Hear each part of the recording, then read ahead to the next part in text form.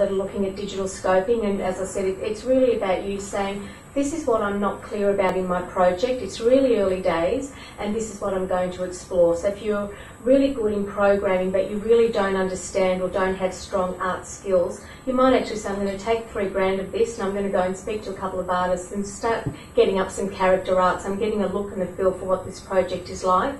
Or it might be simply that you're saying, I want to distribute online, but I don't know what other similar type of projects have done online, and I'm going to just go to a consultant or someone that understands business development and talk to them and get me to work with me to prepare some sort of cogent report, which, you know, you can take back to Film Victoria, you know, and put in part of another application to us that actually explains and gives us comfort that you know what you're doing. So it's entirely up to you how you want to scope your project. It's $3,000 if you're looking at the digital platforms as a prime platform, and it's also open to filmmakers who might have either a television or a film concept, and they're saying, oh, it might make a good game, we'll give them $3,000. But for you guys, $5,000. Now, digital media prototyping is a program. We've actually had it available for the last 4 years, and it was actually called Game Concept Development Program. Now, last funding round, which we had in June, we put in just over $1.2 million into 3 projects, $480,000 into one, $497 into another, and $249 in another, which was an online project.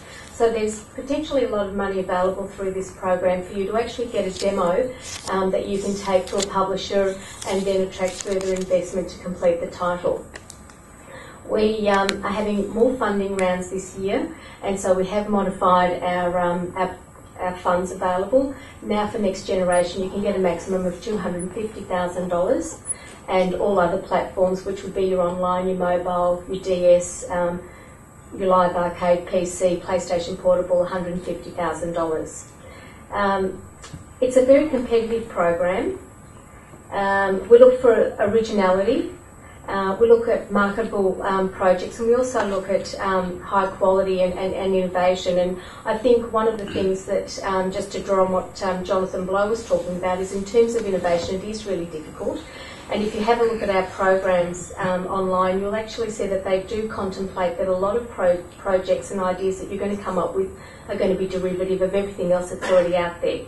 If that's the case, what we ask you to do is actually just an audit of what else is out there that your project is derivative of, and what is different, what is unique about yours. So we can start to look at, A, that you understand the market that you're working in, that you've actually undertaken that research and you have that rigour behind it, but you also have a sense of what is going to make yours more compelling and more interesting from what's already out there. So that's one program that I think will be very important to you, and the next deadline is in October of this year. Now this one's an interesting one. It's production investment.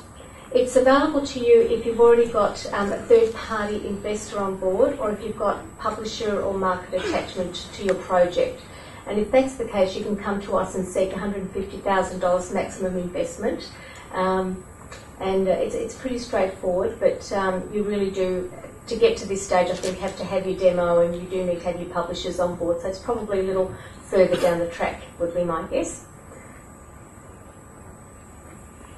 Now, the internship program, I just want to spend a little bit of time on this program, because I think if a lot of you are indie developers and you actually want to build a team and try and anchor them, unlike, and I'm just looking at Mahomed's experience, I mean, not actually being able to pay the team or relying on a lot of goodwill can really cause a lot of fragmentation.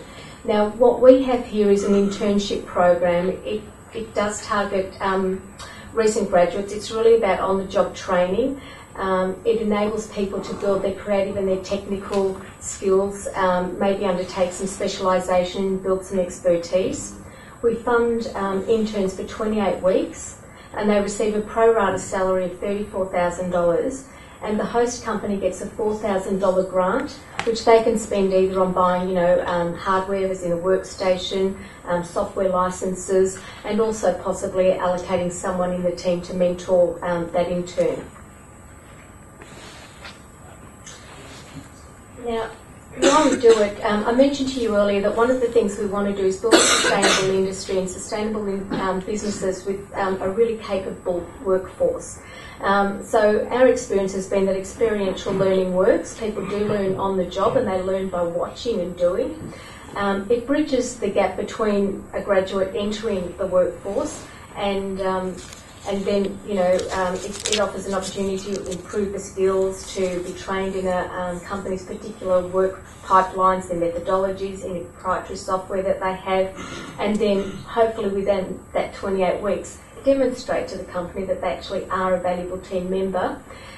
We've actually funded about 45 interns in the last 4 years, and all but about 3 have continued on full time with their company.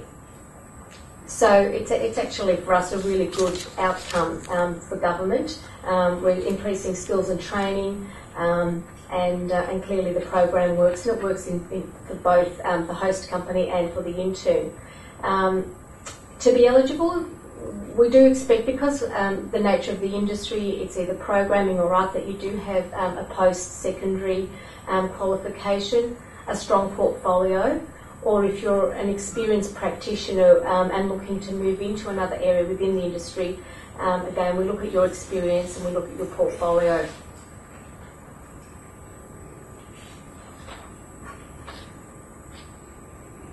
Now, if you're a host company, so if you're an indie studio and you're thinking you might want to take on an intern, these are things that you need to bear in mind about how the program operates. It's not supposed to replace an existing position that you would actually have employed someone full-time. It is still a level of training expected. We'll fund 50% of your salary, and you'll also fund 50%. So by buying into the program, you really think that there is value in the next, you know, within 28 weeks that you might need someone, that you want to see how they improve their skills. You do get the $4,000 grant, and we expect that you provide evidence as to how you're going to spend it. If you're going to mentor the intern, and that happens a lot, we do expect a schedule of what those mentoring sessions are, how long they've taken, what the intern has learnt, what you went through, and then you just put a notional value about what that costs you for the company. If you're going to take on an intern, obviously you need to have some work for them to do. And in terms of Film Victoria, diversity of work, we don't care whether you're after a producer, whether you're looking for people to program, whether you're talking about art or compositing. It's entirely up to you to determine as a company what your need is and what you can offer. And we do expect that you'll interview the intern. Now, in terms of interviewing intern, you can actually select your own intern. You don't have to come to us and look at our intern pool. You might actually have existing relationships, maybe a past student that's done a little bit of, what do they call it, on-the-job training, a kind of a placement with you. Or it might be someone that has sent in their CV and you think, oh, looks good, but, you know, a bit of a gamble.